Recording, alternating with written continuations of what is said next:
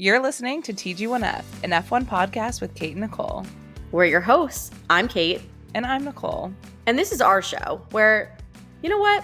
Let's do something a little different. Welcome to TG1F's Read an F1 Romance Novel Month. F1 romance, author interviews, book recommendations, oh my.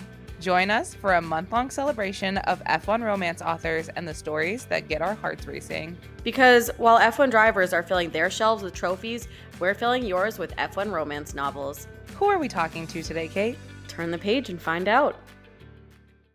They should be psyched to hear you talk about your work all the time. But I want to say, before we get too deep into this, welcome to the podcast, Anita Driver. Thank you so much for being here. Yeah, thanks for having me on. We're so excited when we put up our poll for our followers to write down any authors that they know that have written Formula One novels or books that they wanted us to talk with. Overwhelmingly, your name came up so many times. So really? People are very excited by your work and really wanted to get to know the man behind the name. So we are very, very, very lucky to have you on the podcast today. Well, it's great to be here, and I'm flattered that so many people wanted to have me come on. I hope I don't disappoint them. No, I don't think that will be the case at all. But, we were just talking, you have a handful of Formula One novels at this point. Why don't you pick, the top two favorites that you've written and give us a little synopsis about it? Who are the main characters? What is the plot? What can readers expect when they download your books? Sure. So I kind of have two different styles of books. So I'll pick one of each. The first are the romance novels. I also have some children's books, which I know it's a weird combination, but they're very separate. The kids' books are not erotic at all. But thank God. Yeah. So starting with the romance novels, I've got two out, but the first one I think is sort of the classic, right? And that's Overtake My Heart. So there's a lot of romance novels out there that are sort of they thinly veil the fact that they're about a real person. I threw caution to the wind and I used real names. So the book is about Daniel Ricciardo. And in this book, he is a very successful Formula One driver who comes to the U.S. for a race where he meets a lovely young woman named Emily, and they have a very nice week getting to know each other while F1 is in town. But then he goes off to the next race and leaves her behind, and suddenly is not performing well. And he realizes it's because he just can't get Emily off his mind. So he kind of left her in a lurch, and now he's got to win her back. And that's essentially the plot of the story without giving up too many spoilers. Perfect. But then I love that you said, everyone knows that we're talking about someone. So I'm just going to say it and I'm going to go for it. I love that. Yeah, I'll admit when things started going a little bit viral and sales started picking up, I was a little bit worried, like, is Daniel going to sue me? But I kind of figured he's got a good sense of humor. And if you read the book, I think I've been pretty kind to him. Like, there's a lot of humor in the book, but it doesn't come at his expense. And I also didn't get super graphic with it. Like, I don't think he'd be uncomfortable. And it sounds like he's not, because he has... I was going to say, does he know about it?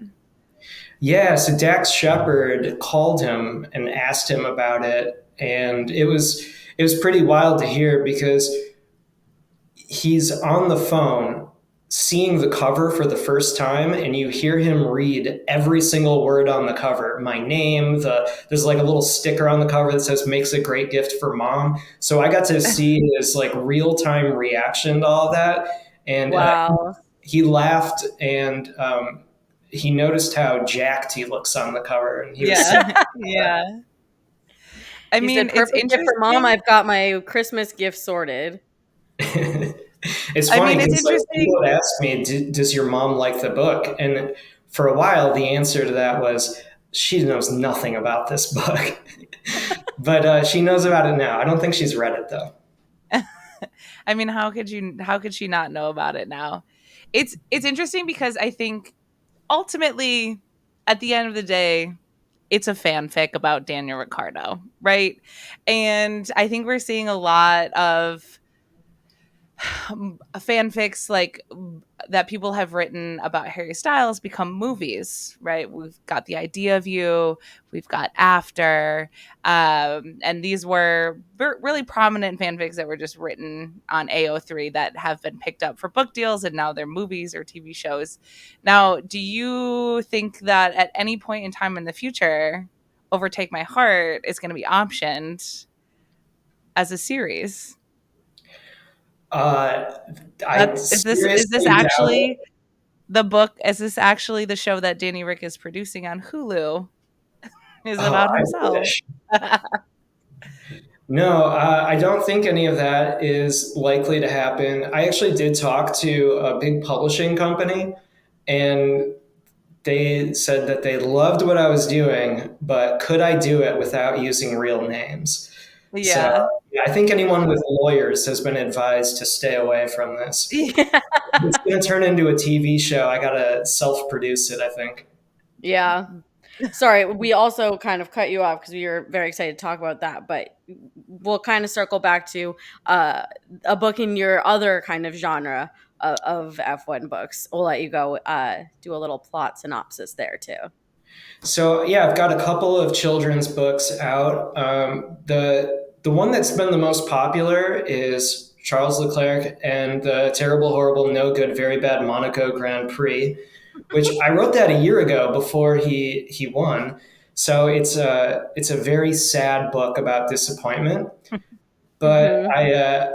I am thinking that maybe I need to update it now and include his win and the dive into the bay and all that. Give it a little happy ending. Yeah. Yeah. Show people, things will go bad, but someday, if you just keep working, perseverance pays. Exactly. I love that. So how did you originally get into the space of Formula One? Have you been a fan for your whole life, or was this something recent? What was your kind of journey into being a fan of the sport? So I grew up in Detroit. So like Okay. everyone in that city has some kind of ties to the auto industry. Like my sister is an automotive engineer and my dad covered the auto industry for the newspaper for a while. I've got plenty of other relatives that worked for car companies too. So it's kind of hard to grow up in that part of the country and not have like some interest in cars and motorsport. Yeah. When I was a kid, I'd go to the Indy race in downtown Detroit, Hmm. but Formula One was something that I was like vaguely aware of, but I wasn't a big fan.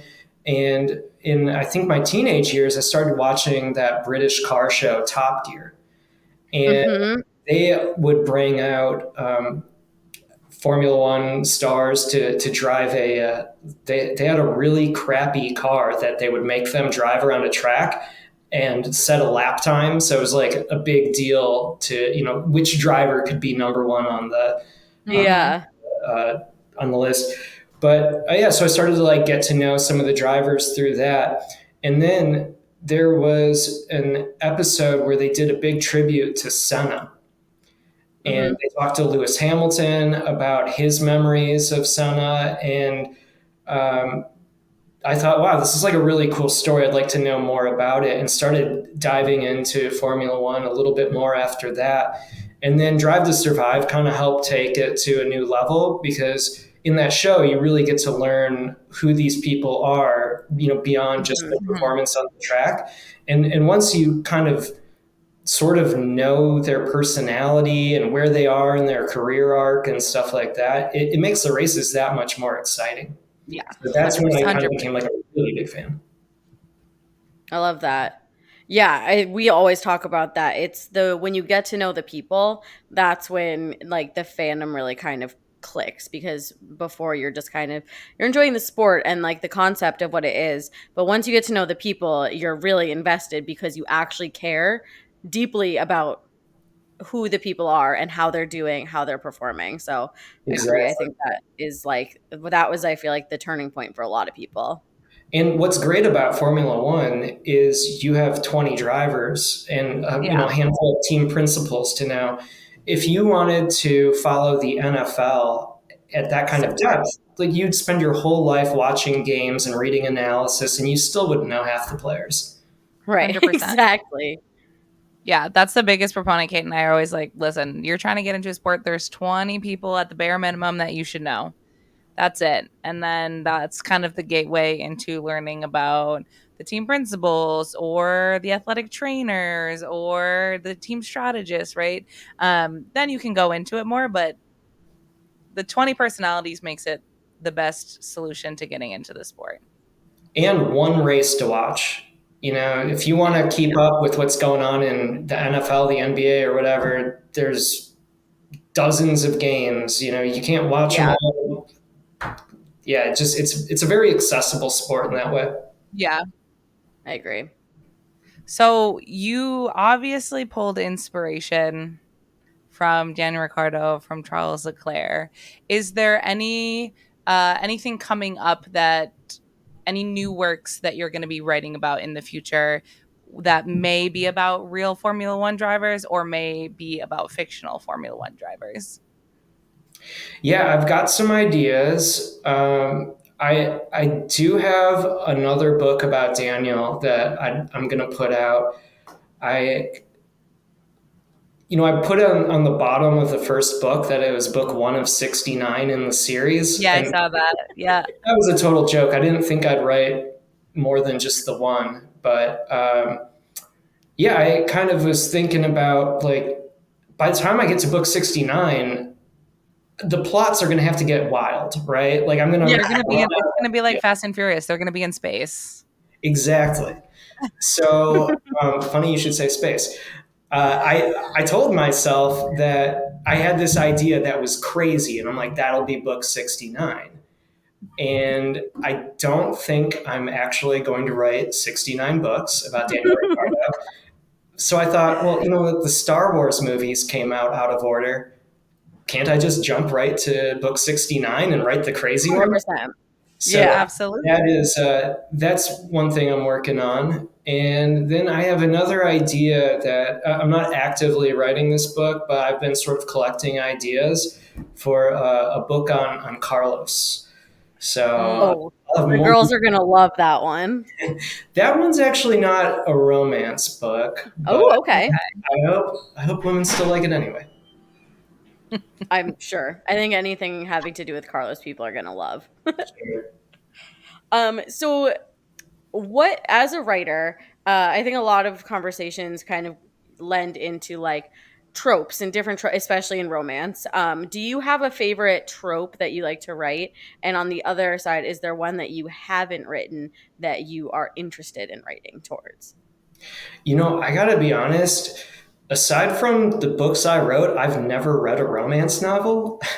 Okay. Oh, Yeah, and I honestly I think that might come through when people read it. Like I've always yeah. wondered whether women who read the book, like if they don't know anything about me, I wonder if they can kind of tell that it's written by a man. Like, I mean, man, I did read the book.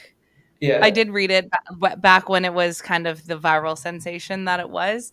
And it was, the thing is like I was like, I get the sense of humor that is coming out in this book. So it could be someone who, like me, has taken this to the extreme and has kind of just been like, I'm going to take all of the romance tropes and kind of like blow them out of the water and just kind of take it to the extreme.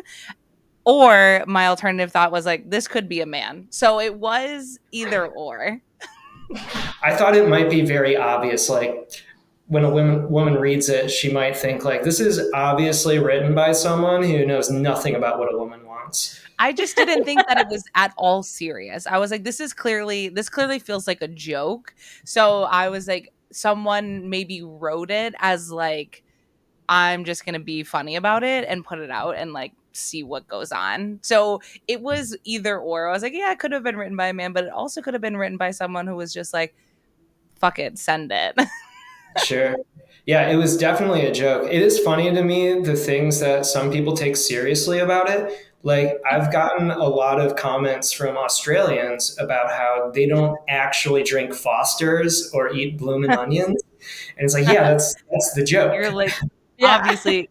No, I had it highlighted where I was like notes and I was like, do I actually had to Google, this is a dumb moment, but I was like, because you said it's the UNESCO like national food was the bloomin' onion. I literally had to Google that because I was like, no shot, that's real. I think it might be in the same footnote. I mentioned something about Foster's being the only beer served at the Sydney Opera House. And I threw a date in there. Like I said, since the Sydney Opera House opened in 1963 or something. And I just made up the year. And then I thought, let's see what the real year was. And I was close. So I changed Ah. it to be more ridiculous. I was like, I don't want this to have any grains of truth to it. I like love it. Like I just think this is such a fun approach, and I kind of love that you've never read a romance outside and you were just like, I'm gonna write this. I feel like it's so much more like authentic of just like this is gonna be what it is, and it's not gonna be influenced by anything else. And so I think that's like amazing. Honestly, I think one of the things that helped me was not expecting it to sell. Like, Mm-hmm. I really wasn't thinking about what will people like or what will they expect in a romance novel. I was just writing what was funny to me. Yeah. And I honestly, like I told my friends, like I just want to sell one copy so that I can put on my LinkedIn profile that I am an author. And you better believe Yeah. I got that on my LinkedIn within like 10 minutes of selling that first book. But yeah, like What I was wasn't it worried like? about whether it was gonna, you know, be a good romance novel or not. I just wrote Yeah. it was funny to me. I love that. What was it like when, like, what was your reaction when it did start to go, like, because it went like viral. It was truly everywhere, like all over social media for like a pretty decent period of time. Like, how do you like remember where you were when you were like, oh my gosh, something is happening here? And like, what was that like for you in that time period? Well, the first reaction was panic. So I had had the books out for a couple of months. I think I had 3 books out, and one article had been written about the Leclerc book, and it got like a few sales, but everything was pretty much under the radar. And then one day I was in the airport, and somebody sent me a link to Dax Shepard's podcast, and I noticed the name of the latest episode was something about Thicc Ricc. And I thought, maybe this is just a coincidence. Like, I can't be the only Yeah. person that came up with the name Thicc Ricc. No, but then I listened to it, and sure enough, they're talking about my book. And it was wild. Like, it was exciting, but I was also very worried that maybe I was going to have some legal action coming my way. Or honestly, I was probably more worried about what Daniel would think of it. Like Yeah. Mhm. I had I had read an article not too long before that about a hockey player who was the subject of some romance novels, Yep. and people were like yelling things at him in the street, and Mhm. I Yeah. thought, oh my God, have I done the same thing to Daniel? So like in a panic, I sent PDFs of the book to some of my friends. And I was like, can you read this and tell me if you think I crossed the line? And like everyone said that it was fine. And then hearing Yeah. Daniel's reaction to it made me feel better. And then Yeah. I kind of just got to enjoy the excitement and just ridiculousness of it all. It was like Yeah. it was really happening. I love that. All right, we're gonna get into a very fun, like, rapid fire round. I Okay. won't say very fun. That's subjective. You might think that this is not very fun at all, but we think they're it's just mostly it's just a rapid fire round of questions. So, who is your favorite F1 driver, and who is your favorite F1 team at the moment? Sure. Daniel's always been a favorite of mine. Going back to Red Bull, like obviously he was putting in a lot of really great performances. Mm-hmm. But I kind of like a good underdog story. And it felt like back then people didn't take Red Bull seriously. Like Lewis had that Mhm. quip about they're just a fizzy drinks manufacturer or something like that. Yeah. So, as things have changed over the years, I still find myself a Daniel fan because he's Mm-hmm. still an underdog, but Yeah. less so of a Red Bull fan. Instead, I find myself rooting for Haas and Williams. Like, Love. yeah, it's just I think I just like a good story, and Yep. that Yeah. comeback story or the team or driver that everyone overlooked. That to me is compelling.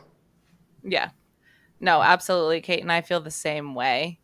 Yeah. Okay, outside of F1 romance novels, what book or book series is your favorite? This is going to be pretty nerdy, but I think my favorite book is Cosmos by Carl Sagan. Oh, I that's a good one. That's a good Yeah, one.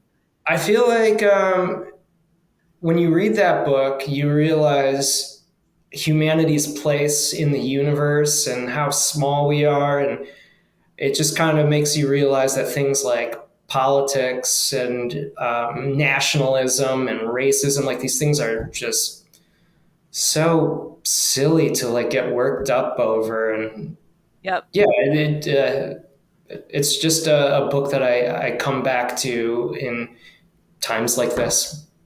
I Yeah. love it.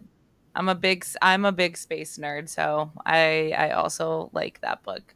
Well, you're going to love book 69. Great. I can't wait. I I can't wait. Um, are you familiar with The Amazing Race? Vaguely. I don't think I've ever seen it, but I know of it. Okay, so the concept is you choose a partner, you and a partner go on this show. You're competing against other teams of two in all of these kind of crazy challenges across the world. You don't really have much money. You don't have a cell phone. You don't have really anything. And you have to do challenges that are some are like mental, like puzzles. Some are like daredevil, whether it's like stunts, like action stunts, or like eating something gross, whatever it is. Some are like driving, or you have to get from point A to point B, basically, to win, ultimately to win a prize of $1 million. So, if you were to go on The Amazing Race, and because I'm going to change the rules slightly from other people that we've talked to, because your books are based on real people. Who so I'll let you choose from the full like F1 world. If you were to go on The Amazing Race, who from the F1 world would you want as your partner to give you the best chance of winning The Amazing Race? Lawrence Stroll, he'd probably buy the show and rig it for us. uh, Okay, iconic answer. You're so right. but if I You had to don't need pick a $1 million, then driver, he'll just give it to you. if I had to If pick, you're going to pick a driver, it's Lance Stroll because for same reasons apply.